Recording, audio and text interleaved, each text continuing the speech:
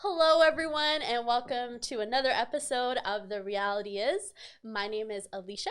And my name is Sanjana. And I'm Teejita. We have a different setup, and it's so cool.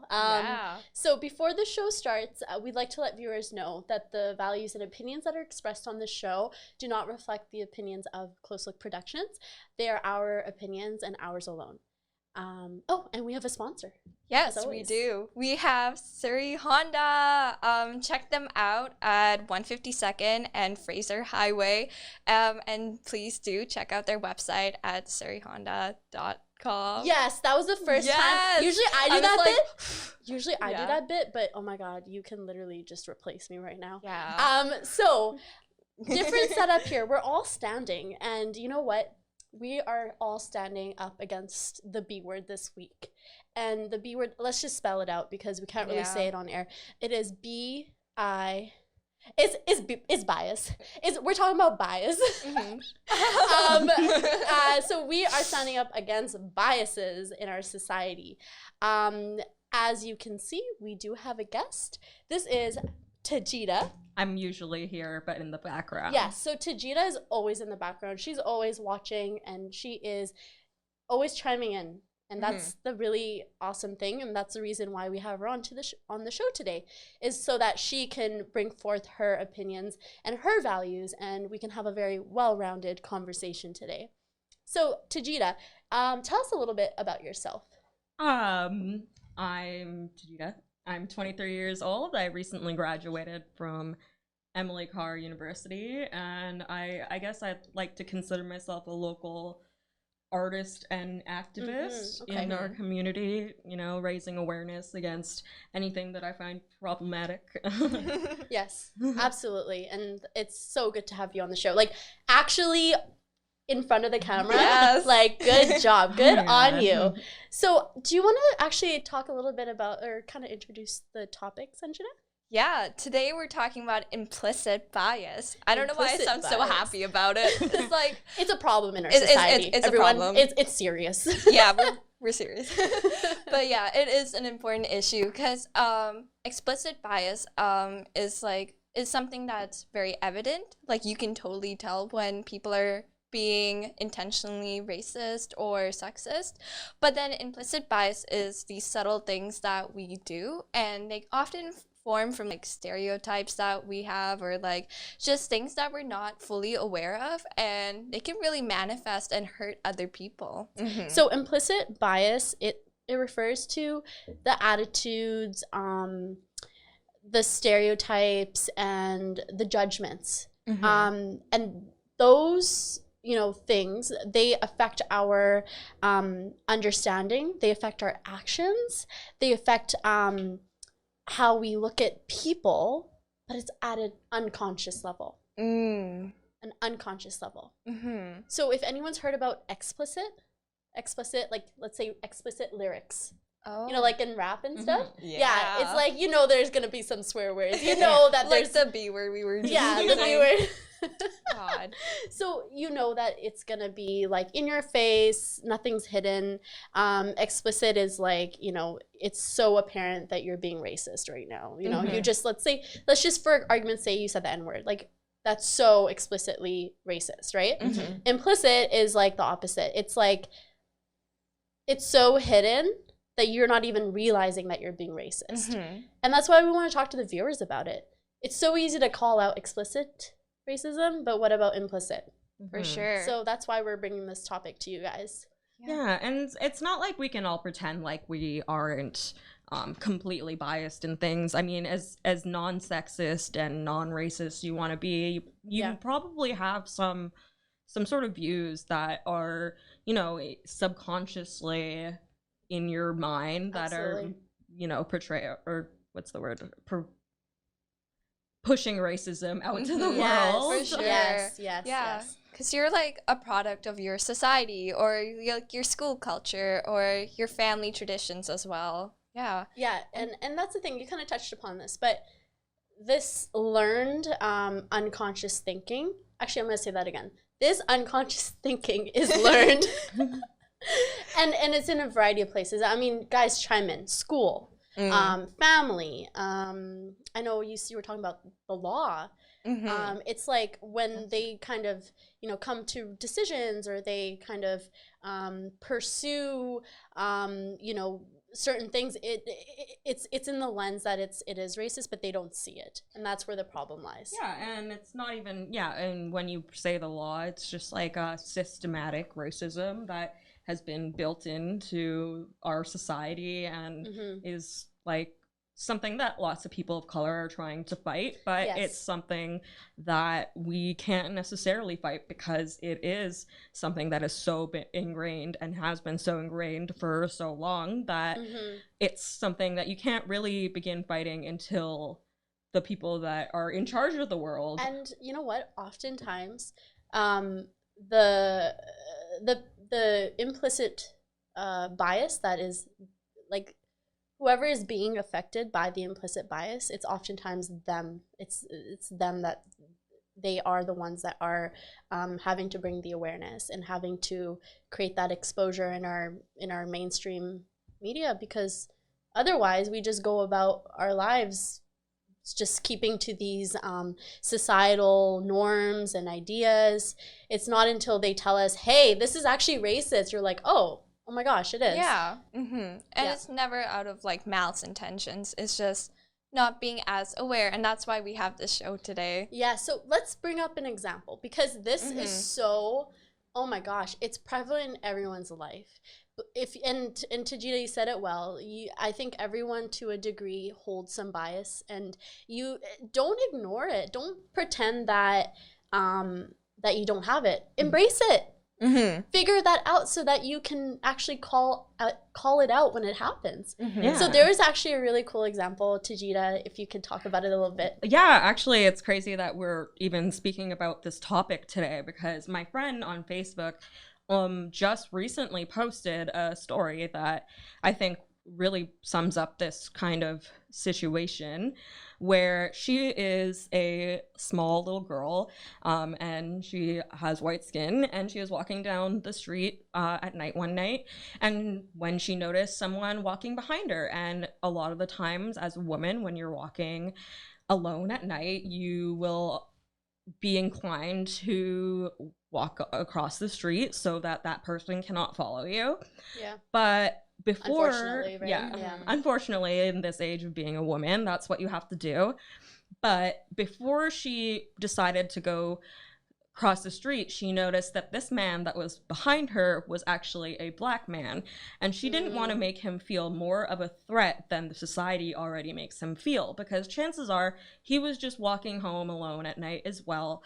He didn't want to bother her, and he already, just from existing, feels like a threat. He sees this woman in front of him, and he knows she is probably scared of him. So she noticed that, and as hard as it was for her, she didn't cross the street because she didn't want to make him feel more like a threat, because it is honestly wrong that society makes these men feel so threatening, that they can't even walk down the street without bothering someone. And he wasn't even doing anything wrong, and her having not crossed the street, she noticed he eventually walked by her, and he went around in a big loop so that he knew that he was not trying to threaten her. Wow. So it's just things like that that really show you your internal bias or your implicit bias, where she had the inkling to do that, but then she decided, no, I don't want to project this racism onto this man who has struggled with it his entire life.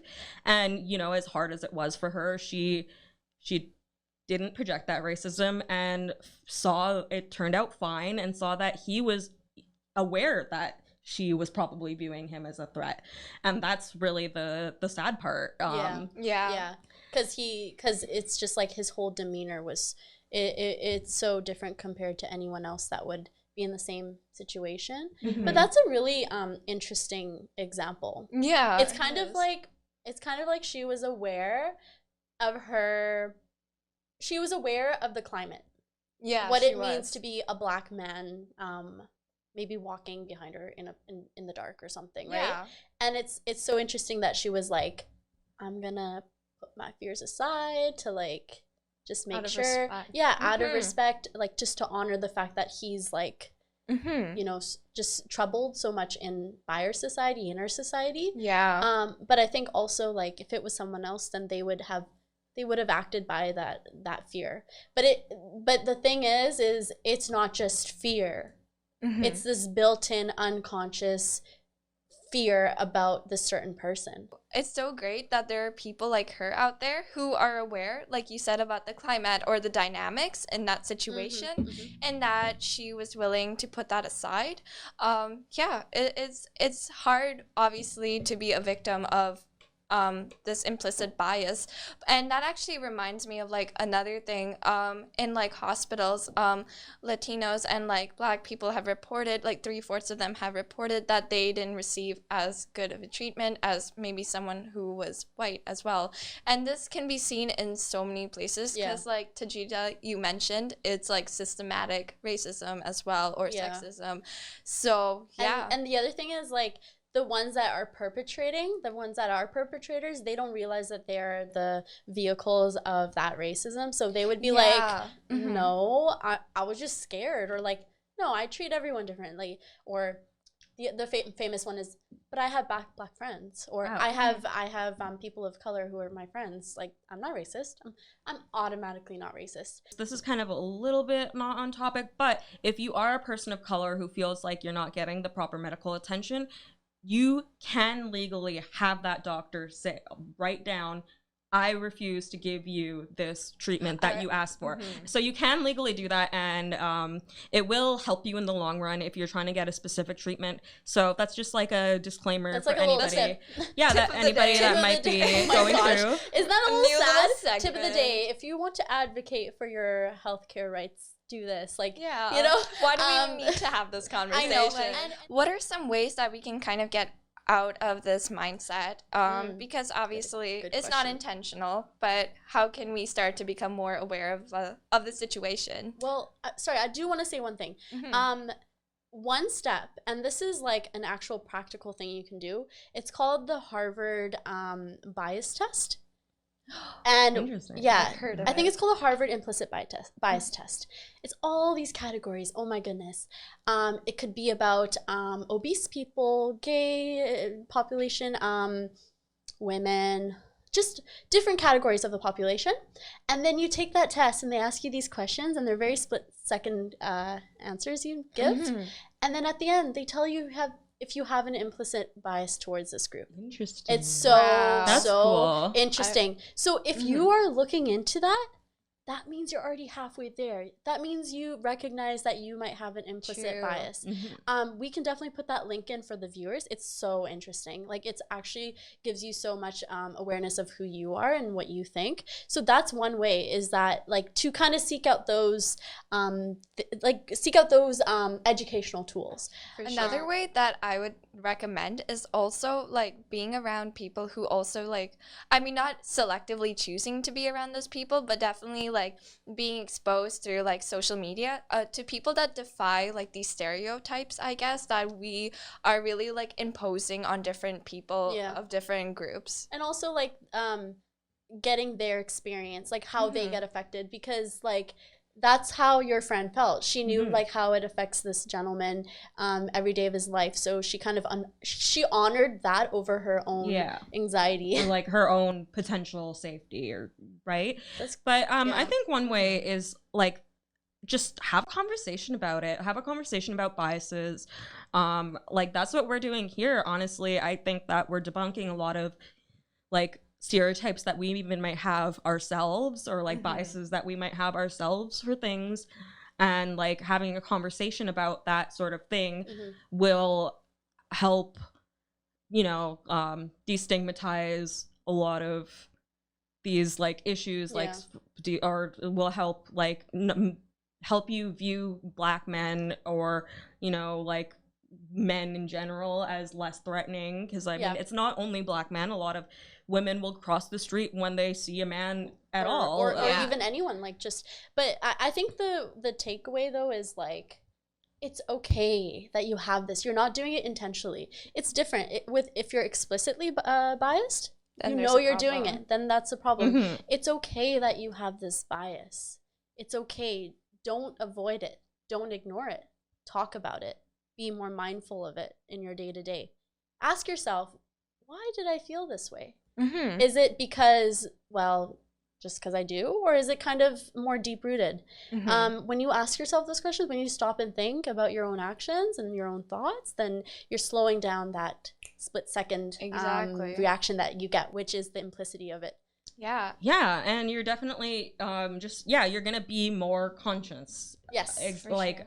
Yes. of the biases that you have if you talk about it, or if you think like, I did this, it may have been biased, and the more that you are aware of that, the less biased you will be. Absolutely. Yeah, and just to say, this does not exclude anyone. People of color can also have this kind of bias as well. Yes, I'm so glad All you of said that. us. And so no one's immune to this. Yes, It's exactly. not I'm gonna say this, it's not like a white privilege thing, it's an everyone thing. Mhm. So don't just say that, it's one population is inclusive or exclusive of this. It's literally, we're all in the same boat. Okay, So- well, there you have it, folks. The reality is that we all carry these implicit biases at an unconscious level, and the best thing you can do is to be more in tune with your thoughts and feelings, and to just not run away from these kinds of things. So, with that being said, another amazing show.